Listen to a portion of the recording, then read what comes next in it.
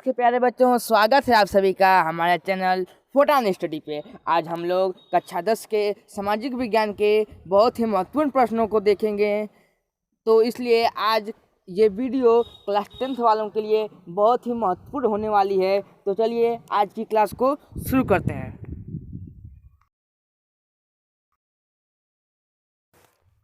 आज का हमारा पहला प्रश्न है, भारत की प्रमुख गेहूं उत्पादक राज्यों के नाम लिखिए।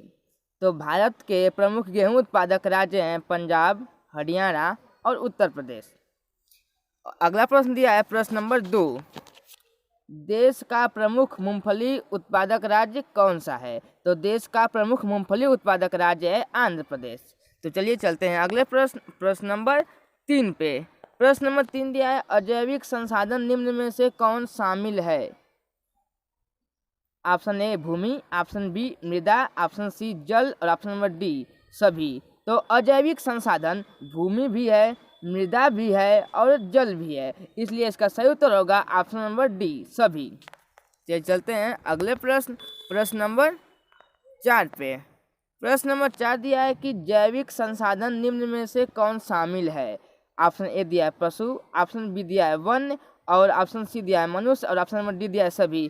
तो जैविक संसाधन पशु भी है, वन भी है और मनुष्य भी है, तो इसका सही उत्तर होगा ऑप्शन नंबर डी सभी। चलते हैं अगले प्रश्न नंबर 5 पे। प्रश्न नंबर 5 क्या कह रहा है? प्रश्न नंबर 5 दिया है, नदियों द्वारा लाए गए अवसाद से निर्मित संसाधन है। ऑप्शन ए जल संसाधन, ऑप्शन बी नवीनीकरण योग्य संसाधन, ऑप्शन नंबर डी अनावरणीकरण योग्य संसाधन और ऑप्शन नंबर डी संभावित संसाधन। तो नदियों द्वारा लाए गए अवसाद से निर्मित संसाधन होता है नवीनीकरण योग्य संसाधन, इसलिए इसका सही उत्तर होगा ऑप्शन नंबर बी नवीनीकरण योग्य संसाधन। चलते हैं अगले प्रश्न नंबर 6 पे। प्रश्न नंबर 7 दिया है, नागरिक अधिकार आंदोलन किस देश में चला था? ऑप्शन ए दिया है रूस, ऑप्शन बी दिया है नीदरलैंड, ऑप्शन नंबर सी दिया आयरलैंड और ऑप्शन नंबर डी दिया अमेरिका। तो नागरिक अधिकार आंदोलन चला था अमेरिका में, इसलिए इसका सही उत्तर होगा ऑप्शन नंबर डी अमेरिका। चलते हैं अगले प्रश्न नंबर 7 पे। प्रश्न नंबर 7 दिया है हमारा, बॉक्साइट का सबसे बड़ा उत्पादक राज्य है। Option A Bihar, option B Chhattisgarh, option C Orissa और option number D Madhya Pradesh. तो बॉक्साइट का सबसे बड़ा उत्पादक राज्य है उड़ीसा, इसलिए इसका सही उत्तर होगा ऑप्शन नंबर सी उड़ीसा। चलते हैं अगले प्रश्न नंबर 8 पे। प्रश्न नंबर 8 दिया है, भारत में सबसे पहले किस भाषा में पुस्तकें छापी थी?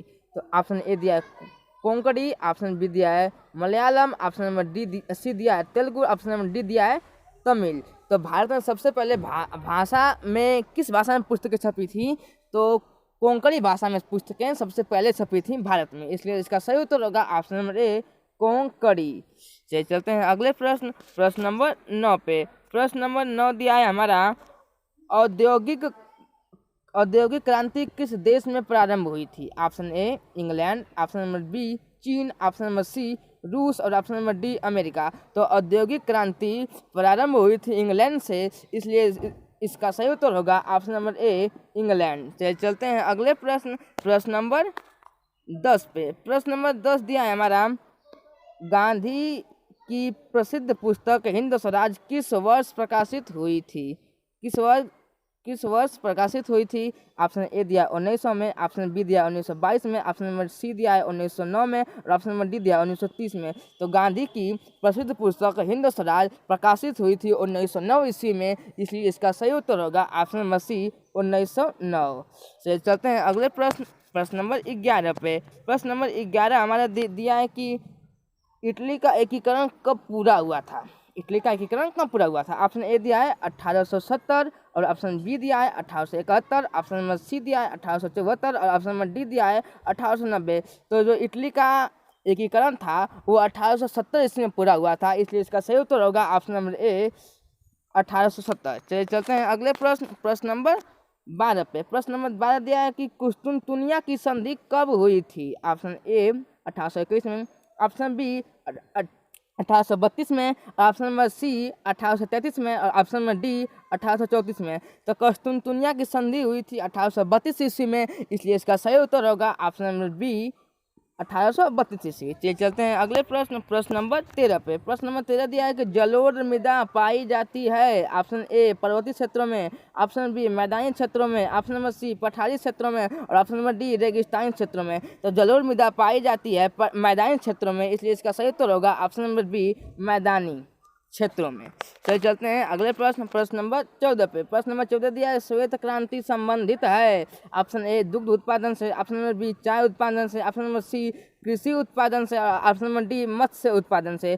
तो श्वेत क्रांति संबंधित है दुग्ध उत्पादन से, इसलिए इसका सही उत्तर होगा ऑप्शन नंबर ए दुग्ध उत्पादन। चलिए चलते हैं अगले प्रश्न, प्रश्न नंबर 15 पे। प्रश्न नंबर 15 दिया है भारत में कहवे मतलब चाय नहीं कॉफ़ी, कहवे मतलब कॉफ़ी की कितनी प्रजातियां पाई जाती हैं। ऑप्शन नंबर ए दिया है 2 और ऑप्शन नंबर बी दिया है 4 और ऑप्शन नंबर सी दिया है 5 और ऑप्शन नंबर डी दिया है 6। तो भारत में कॉफ़ी की कुल 2 प्रजातियां पाई जाती हैं, इसलिए इसका सही उत्तर होगा ऑप्शन नंबर ए 2। चलिए चलते हैं अगले प्रश्न, प्रश्न नंबर 16 पे। प्रश्न नंबर 16 दिया है कि हीराकुंड बांध किस नदी पर है। ऑप्शन ए महानदी पर, ऑप्शन नंबर बी कोसी नदी पर, ऑप्शन नंबर सी गंगा नदी पर, ऑप्शन नंबर डी कावेरी नदी पर। तो हीराकुंड बांध है महानदी पर, इसलिए इसका सही उत्तर होगा ऑप्शन नंबर ए महानदी। चलिए चलते हैं अगले प्रश्न, प्रश्न नंबर 17 पे। प्रश्न नंबर 17 दिया है रिहंद बांध परियोजना किस राज्य में है। रिहंद बांध परियोजना किस राज्य में। ऑप्शन ए दिया महाराष्ट्र में, ऑप्शन बी दिया असम में, ऑप्शन नंबर सी दिया उत्तर प्रदेश में और ऑप्शन नंबर डी दिया हिमाचल प्रदेश में। मिस्टेक हो गया, हिमाचल प्रदेश में। तो रिहंद बांध परियोजना है उत्तर प्रदेश में, इसलिए इसका सही उत्तर होगा ऑप्शन नंबर सी उत्तर प्रदेश। चलिए चलते हैं अगले प्रश्न, प्रश्न नंबर 18 पे। प्रश्न नंबर 18 दिया है हमारा भारत में बाघ रिजर्व की संख्या लगभग कितनी है। Option A 16, option B 50, option C 21 और ऑप्शन नंबर डी 35।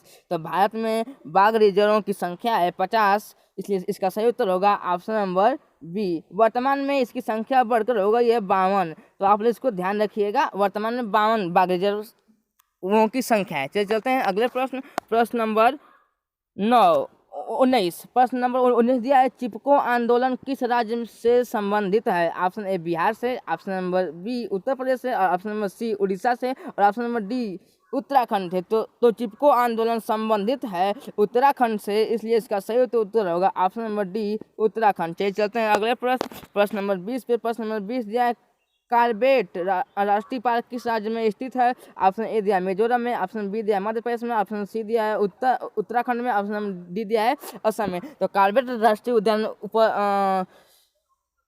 उत्तराखंड में उपस्थित है, इसलिए इसका सही उत्तर होगा ऑप्शन नंबर सी उत्तराखंड। आज का सेशन हमारा यहीं पर समाप्त होता है, तो चलिए मिलते हैं अगले वीडियो में, तब तक के लिए जय हिंद।